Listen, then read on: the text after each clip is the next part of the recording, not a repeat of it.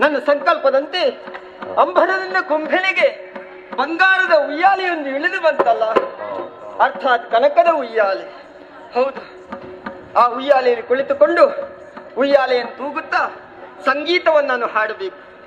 ಯಾಕೆ? ಸಂಗೀತದ ಉಗಮ ಸ್ಥಾನವನ್ನು ಹಿಡಿದಂತಹ ಕಳಲು ಇದೆಲ್ಲಿ ಸಂಗೀತ ಅನ್ನೋ ಹಾಗೆ ಅರಸುತ್ತಾ ಬರುತ್ತಾರೆ. ನನ್ನ ತನುಗಂಧವನ್ನು ಗಾಳಿಯಲ್ಲಿ ಪಸರಿಸುತ್ತೇನೆ.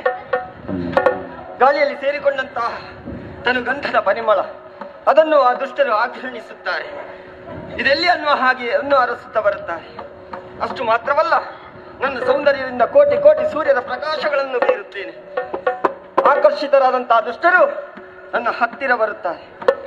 ಆ ಹೊತ್ತಿನಲ್ಲಿ ಅವರನ್ನು ಮೋಹಿಸುವುದರ ಮೂಲಕವಾಗಿ ನನ್ನ ಬಲೆಗೆ ಸಿಲುಕಿಸಿಕೊಂಡು ಅವರನ್ನು ಸಂಹರಿಸಬೇಕಾಗಿದೆ. ಲೋಕದ ಉದ್ಧಾರ